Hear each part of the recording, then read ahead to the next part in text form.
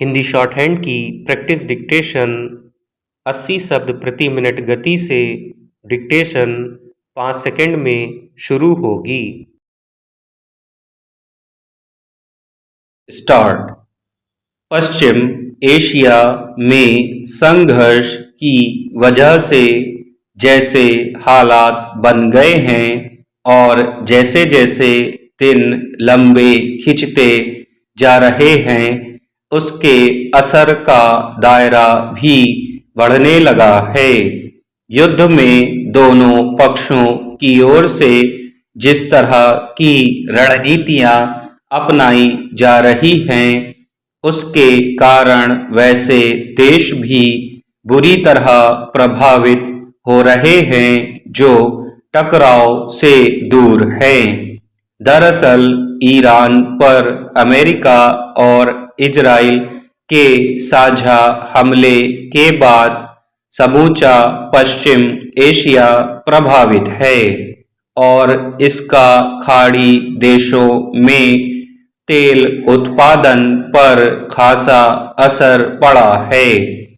इस बीच ईरान ने जिस तरह होर्मुज जलडमरू मध्य को बाधित कर दिया है उसके बाद उस मार्ग से होकर दुनिया के कई देशों में तेल की आपूर्ति भी रुक गई है। खासतौर पर भारत में तेल और गैस की दिक्कत जिस रूप में देखी जा रही है वह कई स्तर पर चिंता पैदा करती है।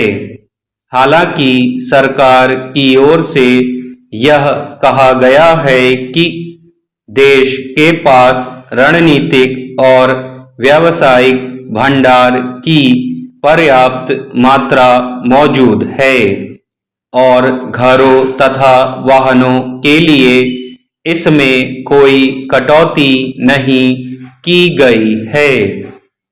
सरकार ने उपभोक्ताओं से शांति बनाए रखने और किसी भी तरह की गैर जरूरी जमाखोरी से बचने की अपील की है। विडंबना यह है कि एक ओर सरकार ईंधन की आपूर्ति पूरी तरह सामान्य और सुरक्षित बता रही है, दूसरी ओर देश के कई हिस्सों से बाजार में रसोई गैस के लिए अफरा तफरी की खबरें आ रही हैं। सवाल है कि जब सरकार सब कुछ ठीक होने का आश्वासन दे रही है, जमाखोरी न करने की हिदायत दे रही है, तब भी लोगों के बीच रसोई गैस की कमी होने की आशंका कैसे फैल गई।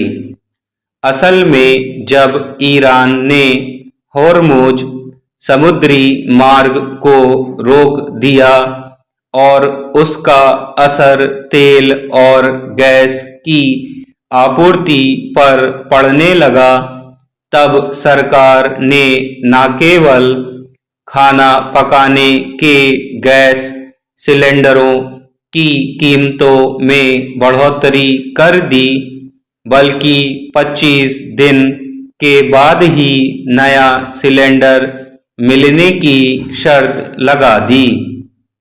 शायद यही वजह है कि लोगों के बीच यह धारणा बनी कि आने वाले दिनों में रसोई गैस की किल्लत होने वाली है।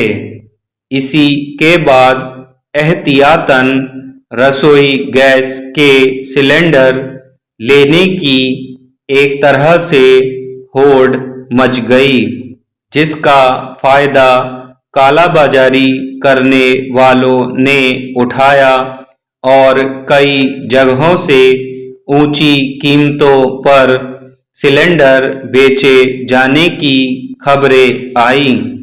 इसी तरह बिजली से चलने वाले चूल्हों की बिक्री में खासा इजाफा देखा गया।